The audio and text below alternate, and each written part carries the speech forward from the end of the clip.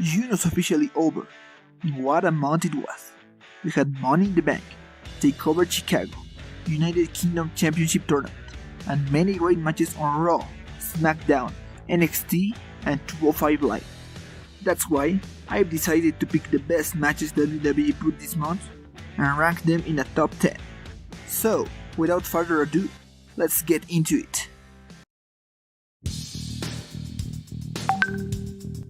Prior to the finals of the United Kingdom Championship Tournament, a special attraction was held featuring some of the competitors from last year's tournament. What could have been a fairly simple exhibition match ended up being a fantastic 6-man tag team match close to stealing the match of the night. The earlier stages of the match were focused on having Trent Seven playing the babyface Imperial with some decent action, but it's during the second half of the match where the intensity picked up to frantic levels. The crowd was hot for every near fall and loved British strong style taking the victory in their home country. NXT TakeOver Chicago started with a superb tag team match. Both teams focus highly on giving numerous hard-hitting strikes to each other, and it's based on these attacks as well as some submission holds that they built an amazing encounter filled with near falls for both teams. Even Adam Cole, who was barely featured during the match, plays his role exceptionally. Also, while at first the Chicago crowd couldn't care less for Oni and Danny, their perseverance and ability to take some risky bumps got the crowd to cheer for the babyface team, finally making them look like true stars. Hopefully Oni heals quickly from the injuries he sustained during the match, and Danny isn't wasted in the meantime. After Shinsuke Nakamura lost yet another title shot, a new contender for AJ Styles needed to be crowned. To do this, we had a 5-man gauntlet with Daniel Bryan and Big E as the first face-off. They worked a fun battle between Big E's strength versus Bryan's submission moves. The next entrant was Samoa Joe, who took advantage of an already hurt Bryan, doing his best to respond to every single attack. In the end, Joe was outsmarted after trying to get a count-out victory and lost. Bryan's elimination was booked perfectly, getting hit on The Miz and the Bludgeon Brothers for costing him the title shot. In the final encounter of the night, Rusev and The Miz had a fun match, hitting their signature moves before Rusev submitted Miz for the win, earning in the process his first shot at the WWE Championship to the fans' delights. After two hard-fought victories earlier in the day, Travis Banks and Zach Gibson closed the United Kingdom Championship Tournament with an extraordinary contest that followed a simple story: Gibson attacking Banks' injured arm after Joe Coffey blindsided him. Banks did everything he could to fight back and got a number of solid near falls, such as when he hit the Kiwi Crusher, but in the end Gibson's brutal offense was too much to take. Travis ended up tapping out to the Shankly Gates after an intense ending sequence, giving the victory to the villainous Gibson. Last year's women's ladder match was good, but not as great as the first ever women's Money in the Bank ladder match should have been. This year, they tore the house down. There were several spots performed by each woman, and for the most part, they all looked good, notably Ember Moon, Charlotte Flair, Becky Lynch, and Naomi, who really shone on this match. However, I wasn't a fan of the winner.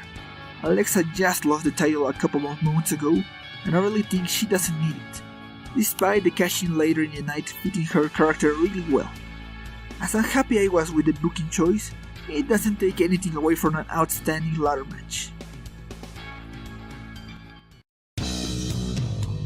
Ever since going back to singles competition, Seth Rollins' performances, pay-per-view title defenses, and TV Open challenges have been the highlight of any show he's in. This trend continued when he defended and shockingly lost his title.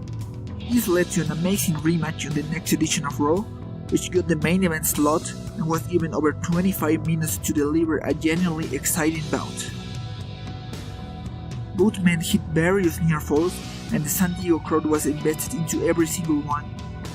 The ending was a bit upsetting, but it probably means this rivalry isn't over yet, and after a battle so good, I wouldn't mind another rematch.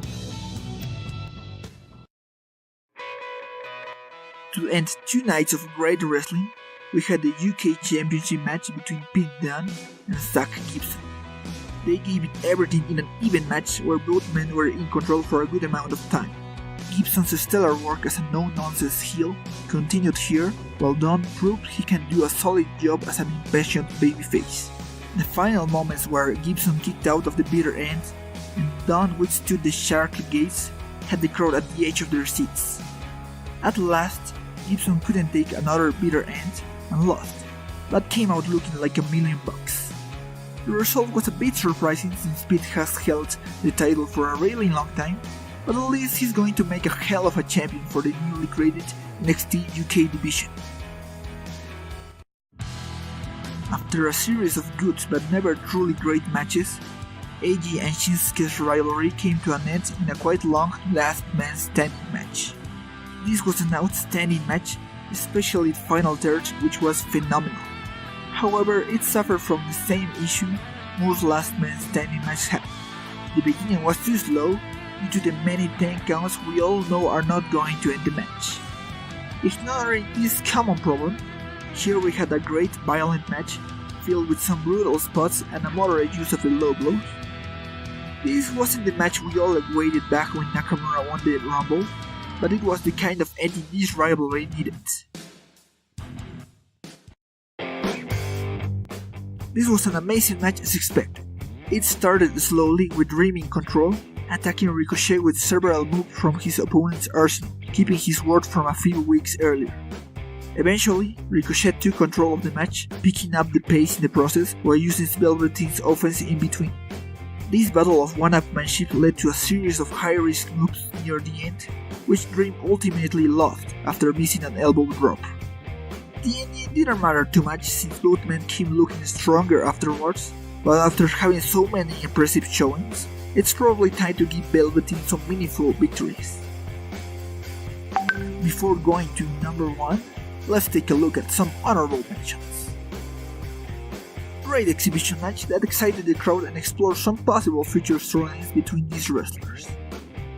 Thrilling contest with many cool looking and dangerous spots. Don't think Braun needed the win, but that's just a minor gripe. Pretty good match with an excellent crowd who cheered everything Tyler and Trent did. Wish WWE didn't spoil the result. Outstanding demonstration by the Cruiserweight division. The ending felt a little flat and kind of predictable, but still good match. Fun match with some nice spots and a solid story of everyone going against Braun, while Braun keeps on looking dominant. The second chapter of the war between former best friends was just as brutal and violent as the previous face-off. The intensity was still there, and despite the similarity in the stipulations of the two matches, the spots performed in this match were quite different, focusing more on the use of weapons. Ciampa's heel work was once again excellent, especially when he recreated the scene in which they separated a year ago. Gargano's fiery babyface was just as engaging, making sure to not hold back anything against his personal nemesis. But it was that fire and obsession with beating the crap out of Ciampa that ended up costing him the match. While somewhat predictable, the ending was performed perfectly, leaving fans anxious for the final encounter featuring these two men, and making this the best match from June 2018. That's all for now. If you enjoyed this video, don't forget to subscribe and feel free to leave a comment. Thanks for watching.